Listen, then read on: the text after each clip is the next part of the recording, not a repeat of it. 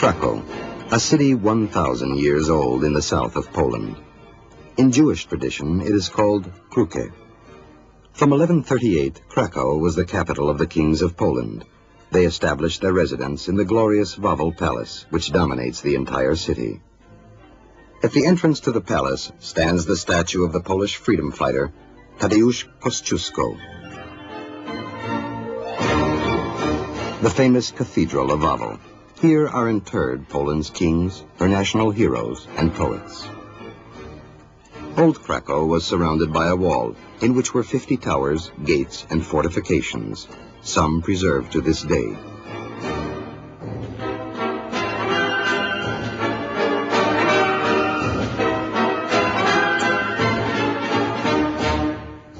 Behind its walls and towers, the city's trade and commerce is carried on. Along the streets leading to the market square are many magnificent shops owned by Poles and Jews.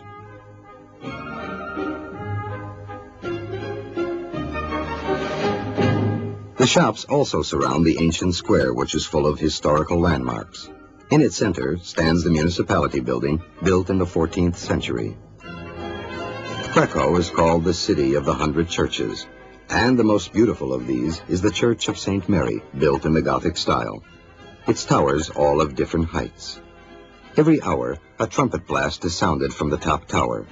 This trumpet blast is also broadcast daily at noon throughout Poland. The statue of Adam Mickiewicz, Poland's national poet and great friend of the Jews, stands opposite the Sukiennice building, which divides the market square. The building contains dozens of shops, and on its top floor, we find the Krakow National Museum.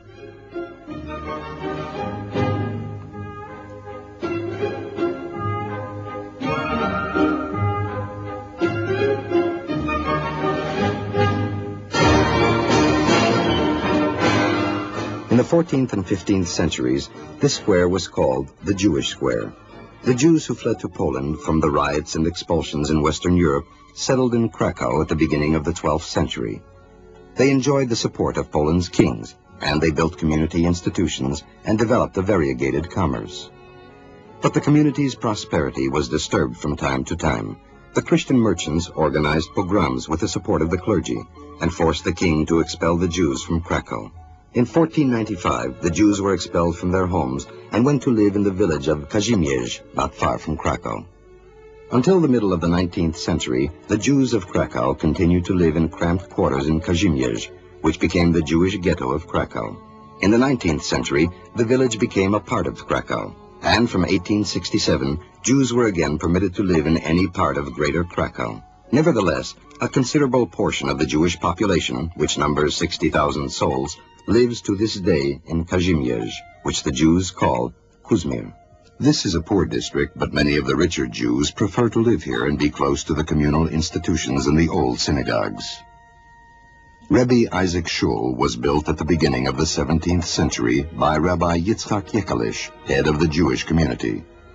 Not far from there stands the Temple, a new synagogue, where the Zionist leader, Dr. Yehoshua Ton, delivers the sermons.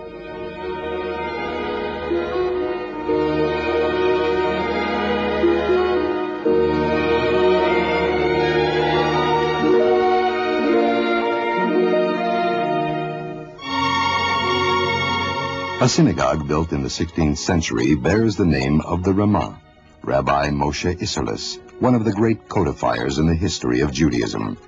Here he composed the Mappah, or the tablecloth, to complement the Shulchan Aruch of Rabbi Yosef Karo from Safed, and to adapt it to the customs of Ashkenazi Jewry.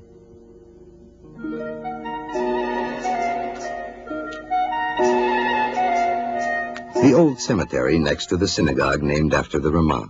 Here are buried great rabbis of the period. Rabbi Yom Tov Lipman Heller, the great Talmudist Rabbi Yaakov Polak, the Kabbalist Rabbi Natan Neta Shapira, and many others.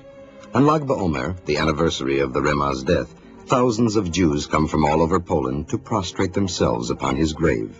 There are many synagogues in Krakow, and they recall days of glory as well as days of massacre and heroism. The Kupa Shul, the Popper, and the tall synagogue where the prayer hall has been built on the top floor for security reasons.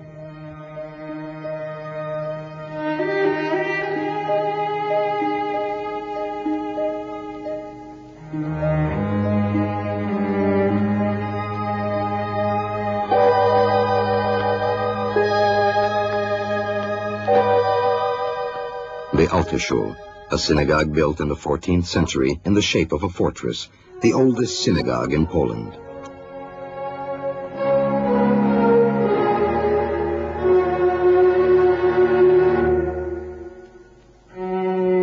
In the old framework of Kazimierz, modern life proceeds now with all the social, cultural, and charitable institutions. Beside the community building is the modern Jewish hospital. It has 115 beds. The best Jewish doctors serve in its 6 wards, and they receive Jewish patients from the entire area. Nor do only Jews come here for help. The Hebrew High School. Here, and in the elementary school beside it, some 1,500 pupils study. This is one of the many educational institutions maintained by the Jews of Krakow. The Hebrew language is also taught in other schools. The Mizrahi, the Tachkimoni, the Beit Yaakov, in the Ort and the Ognisko trade schools, in the commercial high schools, and of course in the cheters and yeshivas of Kazimierz.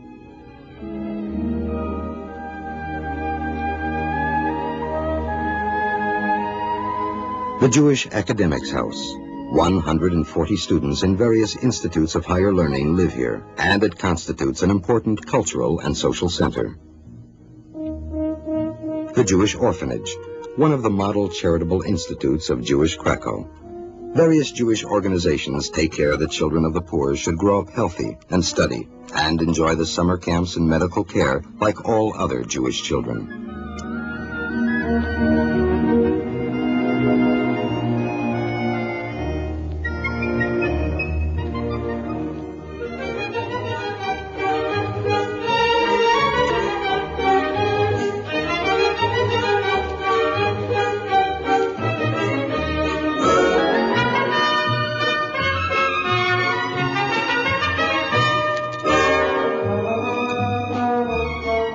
Old Krakow today is surrounded by avenues of chestnut trees. These avenues were planted in place of the wall which surrounded the city in the past, and they border upon the Jewish district. They have become a regular meeting place for the inhabitants of Krakow, who come here in their youth and in their old age to enjoy the shade and the scent of the chestnut trees, to walk, to talk about the cloudy political situation, or about the chances of the local Maccabi group winning the Polish water polo championship.